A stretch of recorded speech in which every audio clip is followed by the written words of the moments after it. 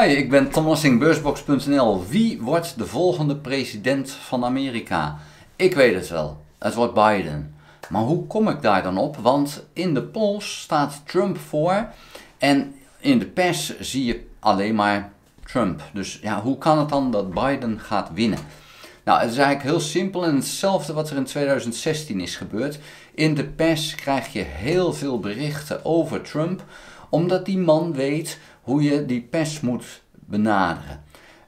De Amerikaanse pers is een commerciële pers, die moet geld verdienen. En waar kan je dat het beste mee doen? Ja, met iemand die de zaak een beetje aan het opfokken is. En dat is Trump aan het doen. Biden is veel te braaf. En wat heb je daar dan aan? Dan word je als pers, als krant, als televisie, word je daar niet rijk van. Daar heb je geen kijkers, want ja, saai, daar doe je dus niks mee. Dus Trump die komt in beeld en die wordt daar veel gezien. En dus lijkt het alsof hij heel populair is.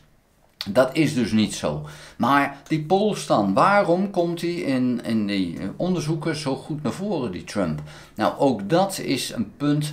Die polls die kan je natuurlijk manipuleren tot en met. En dat wordt ook gedaan. En we weten allemaal dat die polls vooraf bijna altijd totaal anders uitzien als achteraf. En dan wordt er gezegd, ja, die gaat winnen en dan blijkt het toch heel anders te zijn. Nou, dat heeft deels te maken met het gedrag van kiezers. Als het regent gaan ze niet stemmen, dus dat kan een enorm verschil maken. Maar het heeft ook te maken met het feit meer geld verdienen. En dat is dus nu weer gaande. Schaamteloos is die pers voor meer geld aan het verdienen, aan het gaan. En ja, wat ik al zei, Trump interessant, Biden saai, ja, dan is dat helemaal duidelijk waarom dat zo gebeurt. Hoe kan dan de Democratische Partij toch winnen? Ja, dat is natuurlijk om de inhoud. Dat is Roe versus Wade. Dat is het feit dat vrouwen hun eigen lichaam mogen bepalen wat ze ermee doen. Het gaat ook om de grondbeginselen van Amerika. Trump wil die loslaten. Ja, dan moet de Democraten gewoon helder maken. Het gaat om die angst die Trump overal voor heeft. De Democratische Partij zal dat weg moeten nemen. Het gaat om beleid, uitkeringen, belastingen. Ja, Trump die is er alleen maar voor de rijken. Die is er voor zichzelf. En hij is rijk. Dus wil hij die belasting voor rijken weer verder verlagen.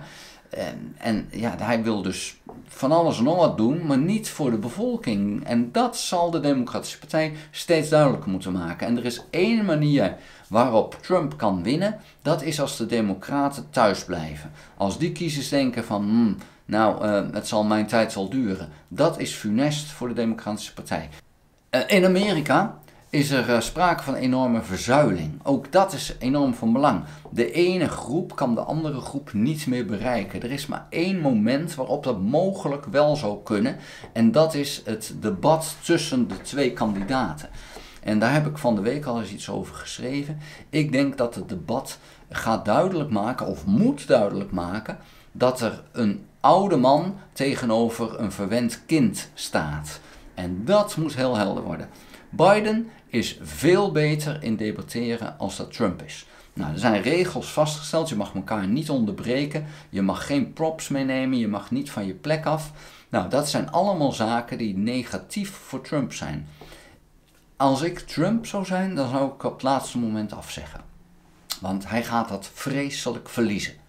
Hij is niet goed in debatteren en die regels die werken tegen hem. Het zijn hele normale regels. Triest dat het nodig is, maar we weten dat Trump anders gewoon de zaak eigenlijk traineert en verstiert, omdat hij niet wil debatteren, maar hij wil trucjes toepassen. Dat heeft hij met Hillary Clinton ook gedaan. Daar ging hij achter staan. Dat bleek achteraf een hele slimme zet te zijn, waardoor hij een wat dreigende houding naar haar toe had. En dat kwam voor haar slecht uit, want dat gaf een heel slecht beeld.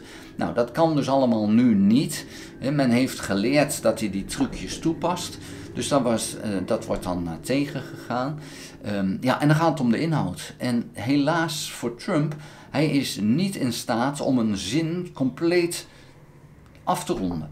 Dat kan hij gewoon niet. Hij dwaalt af en hij krijgt het niet voor elkaar om een zin volledig te krijgen. Biden is een oude man. Dat zie je eraan. Hè? Helemaal stijf. En het is gewoon echt een oude man. Hij is zijn tijd voorbij. Dat laat duidelijk zijn. Maar Trump heeft last van hersenverweking. Trump is dement. En ik hoop dat dat duidelijk gaat worden. Dat dat heel zichtbaar is. Want Biden is misschien wel een oude man, maar hij is hier nog wel goed. Trump niet. Nou, en hopelijk dat dat debat dat heel duidelijk gaat maken dat dat het geval is. En ja, dan is de verkiezing eigenlijk wel rond. Maar blijft het feit dat de pers gewoon geld wil verdienen.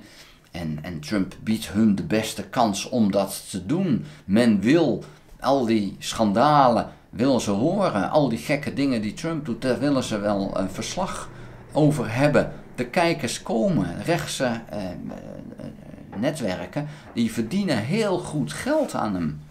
Ondanks dat ze weten, ja, dit is niet wat goed voor Amerika is, maar het is goed voor onze portemonnee. Dus laten we dat dan toch maar doen. Want die bedrijven moeten de aankomende kwartaal winst maken. Die moeten dit jaar winst maken. Die moeten de lonen kunnen betalen. En niet, ja, over Amerika over 4, 5 jaar. Dat is voor hun niet van belang. Daar is de pers niet voor. En dat maakt dat het, wat mij betreft, een heel vertekend beeld geeft van hoe krachtig Trump nog is. Zijn achterban is enorm veel kleiner geworden. Ze maken meer herrie, ze zijn feller, maar ze zijn enorm veel kleiner. Er is geen brede beweging meer bij Trump. En ja, dat gaat zich, naar mijn idee, aftekenen in de verkiezing in november. Waar we dan zien dat Biden gewoon afgetekend gaat winnen. Maar op dit moment lijkt dat anders. Maar, nou goed, ik heb in ieder geval duidelijk gemaakt waarom ik denk dat dat zo is. En dat wijkt af van wat Google zegt of wat de polls zeggen. Ja, daarom ben ik analist en ik denk zelf na. Vond je de video interessant? Geef een duim. Heb je nog geen abonnement op dit videokanaal? Abonneer je dan als je ingelogd bent in YouTube. En druk ook op het belletje, dan krijg je een notificatie als ik een volgende video gemaakt heb. Ga ook naar www.beursbox.nl. Schrijf daarin op de gratis nieuwsbrief. Dank voor het kijken, tot de volgende keer. Houdoe! Sorry Tom, sorry dat ik je onderbreek. Eventjes tussendoor, Peter Meijburg hier. Ik heb een belangrijke mededeling voor jouw kijkers die beleggen in aandelen, opties, turbosprinters, noem maar op. Mensen, als jullie niet langer in de valkuilen willen trappen die de grote jongens voor ons opzetten elke dag, check dan mijn online training Technische Analyse. 17 heel toegankelijke video's met praktische tips waar je meteen mee aan de slag kan. Dus wil je meer rendement uit de beurs halen? Klik op de link onder deze video. Dag!